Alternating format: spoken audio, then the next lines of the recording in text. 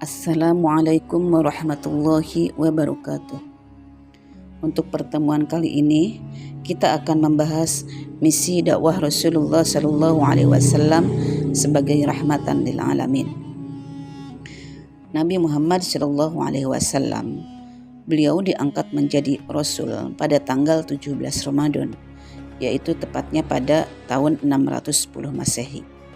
Ketika beliau sedang berusia 40 tahun dan beliau diangkat ketika sedang bertahanus di Gua Hiro.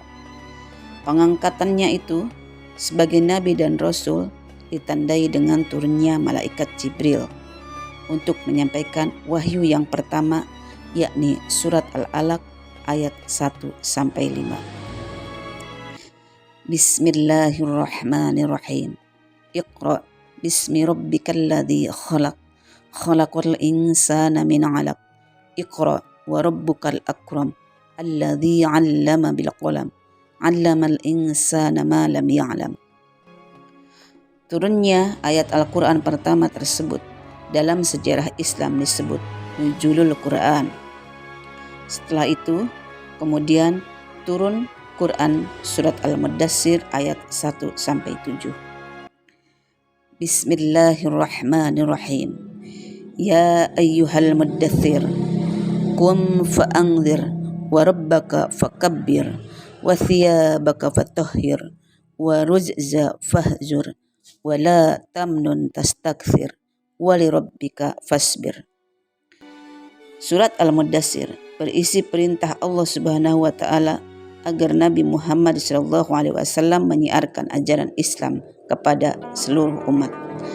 Mulailah beliau berdakwah secara sembunyi-sembunyi berdasarkan Quran surat Asy-Syu'ara ayat 214.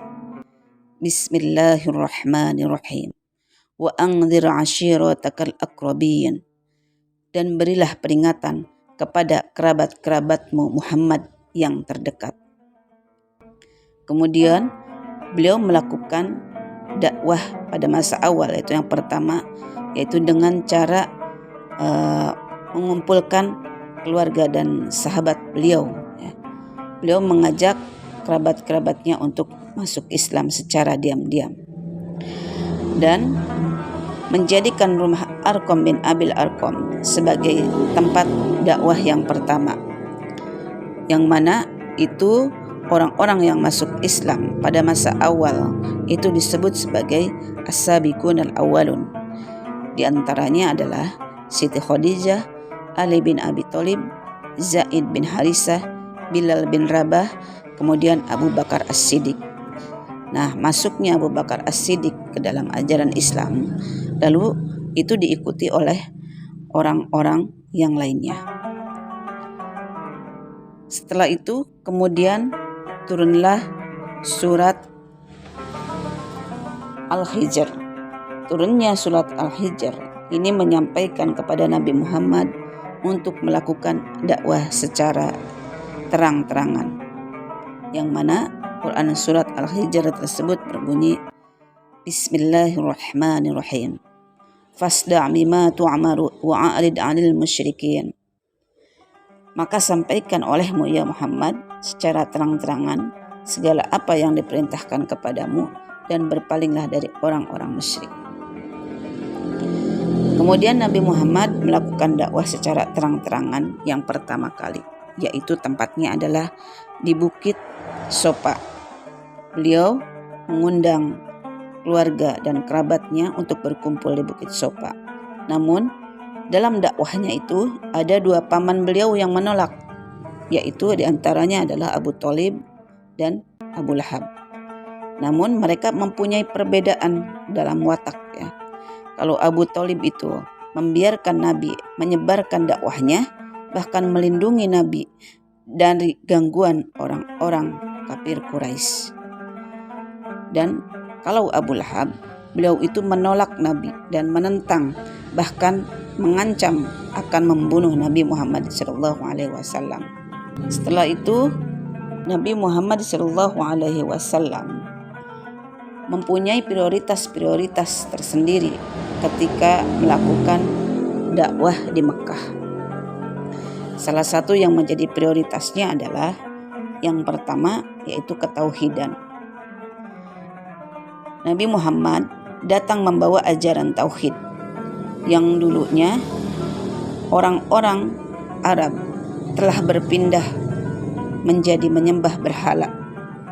Meskipun pada dulunya mereka sudah menganut ajaran tauhid yang dibawa oleh Nabi Ibrahim dan Ismail, tetapi karena memang mereka bodoh, akhirnya mereka berpaling dan menyembah selain dari Allah. Datangnya Nabi Muhammad SAW menegaskan kepada orang-orang yang berada di penduduk Arab. Nabi Muhammad menegaskan bahwa ajaran tauhid itu adalah ajaran yang mengesahkan Allah. Tidak ada Tuhan selain Allah, tidak beranak dan tak pernah diperanakan. Jadi Islam itu membawa peradaban kebudayaan berdasarkan petunjuk Allah dan Al-Quran. Kemudian prioritas yang berikutnya adalah mengingatkan kepada orang-orang Arab bahwa Nabi Muhammad SAW menegaskan bahwa akan adanya hari kiamat atau hari pembalasan, di mana orang-orang kafir Quraisy pada saat itu tidak mempercayai bahwa akan adanya hari pembalasan atau hari kebangkitan. Mereka menganggap bahwa tulang belulang yang hancur itu tidak dapat bisa dikembalikan kembali. Dan Nabi Muhammad SAW menegaskan kepada para penduduk Mekah, terutama orang-orang jahiliyah ya, mereka itu mengatakan bahwa akan ada hari pembalasan dan segala sesuatu yang diperbuat itu akan dipertanggungjawabkan di kemudian hari. Dan selanjutnya adalah yang menjadi prioritas beliau itu adalah mengangkat dan melindungi hak asasi manusia. Jadi datangnya Islam itu mengajarkan tentang sikap kasih sayang, sikap menghargai tanpa melihat status sosial ya, dan serta melindungi dan menghormati kaum wanita, yang mana pada saat zaman jahiliyah orang-orang itu telah melakukan seorang wanita dengan sangat rendah sekali, dan banyaknya terjadinya pembunuhan di mana-mana dan sering terjadi penentangan antar suku. Nabi Muhammad SAW memprioritaskan dakwahnya yang berikutnya adalah dengan membangun manusia yang berakhlak mulia. Nabi mengajarkan bahwa kemuliaan manusia itu tidak diukur dari harta, tidak diukur dari keturunan, tidak diukur dari suku maupun pangkat dan jabatan, melainkan bahwa yang menjadi tolak ukur manusia itu adalah akhlak dan ketaatan kepada Allah Subhanahu wa taala. Jadi sebaik-baiknya manusia adalah manusia yang bermanfaat dan manusia yang dapat memberi manfaat. Mudah-mudahan kita semua termasuk orang-orang yang bermanfaat dan dapat memberi manfaat.